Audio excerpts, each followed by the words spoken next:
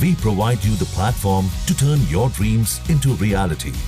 Give wings to your aspirations with KR Mangalam University.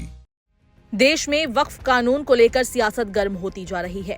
एक ओर जहां कई मुस्लिम संगठन और all India Muslim personal law board इस कानून के खिलाफ मुखर विरोध कर रहे हैं, वहीं दूसरी तरफ मुस्लिम महिलाओं की संस्था all India Muslim women personal law board ने इसका खुलकर समर्थन किया है। मुस्लिम समुदाय के अंदर वक्फ कानून को लेकर मतभेद गहराते जा रहे हैं। मुस्लिम पर्सनल लॉ बोर्ड और अन्य मुस्लिम संगठन इस कानून को मुस्लिम अधिकारों में दखल मान रहे हैं और इसे असंवैधानिक बता रहे हैं। इनका कहना है कि ये सरकार की एक तरफा कार्रवाई है जो वक्फ संपत्तियों की स्वतंत्रता और प्रबंधन पर सीधा आघात करती है। लेकिन इन सब के बीच एक अलग राय भी सामने आई है। All India Muslim women personal law board की अध्यक्ष शाइस्ता अंबर ने इसका समर्थन करते हुए इसे ऐतिहासिक और सकारात्मक कदम करार दिया। मीडिया से बात करते हुए शाइस्ता अंबर ने कहा, हम इसका स्वागत करते हैं। ये मुस्लिम समाज, खासकर मुस्लिम महिलाओं के हितों की रक्षा करने वाला कानून है। वर्षों से वक्फ संपत्तियों के दुरुपयोग और अनियमितता की शिकायतें सामने आती रही है। ऐसे में ये संशोधन समय की मांग था।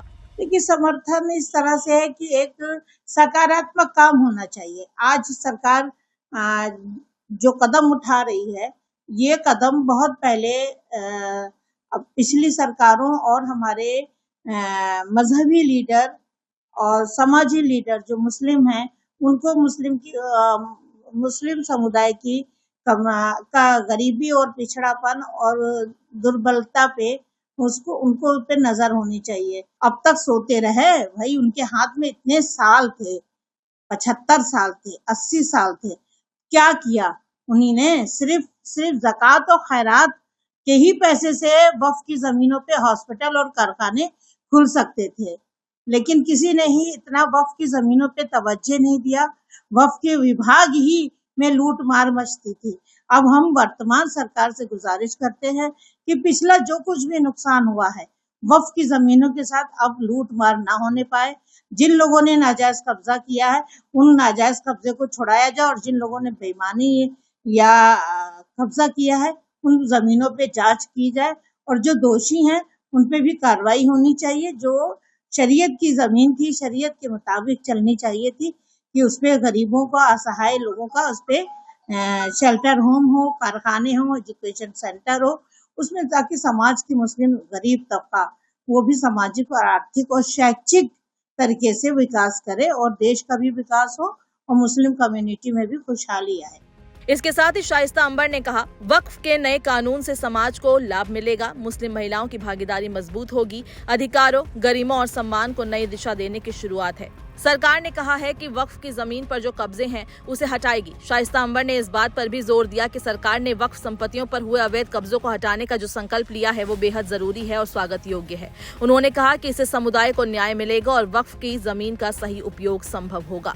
आपको बता दें कि all India Muslim personal law board समेत कई मुस्लिम संगठनों ने सुप्रीम कोर्ट का दरवाजा खटखटाया है और कानून को रद्द करने के लिए याचिका दायर की है। राष्ट्रपति की मंजूरी मिलने के बाद वक्फ संशोधन विधेयक कानून बन चुका है। हालांकि संसद के दोनों सदनों से पारित होते ही इसे सुप्रीम कोर्ट में चुनौती दे दी गई। अभी तक कई याचिकाएं दाखिल हो चुकी है जिनमें इसे संविधान के खिलाफ और धार्मिक स्वतंत्रता के मौलिक अधिकार का उल्लंघन बताते हुए चुनौती दी गई है। वक्फ संशोधन अधिनियम 2025 की संवैधानिक वैधता को चुनौती देने वाली याचिकाओं पर सुप्रीम कोर्ट में 15 अप्रैल को सुनवाई संभावित है। इसके साथ ही सड़कों पर भी इस कानून के खिलाफ प्रदर्शन देखे गए।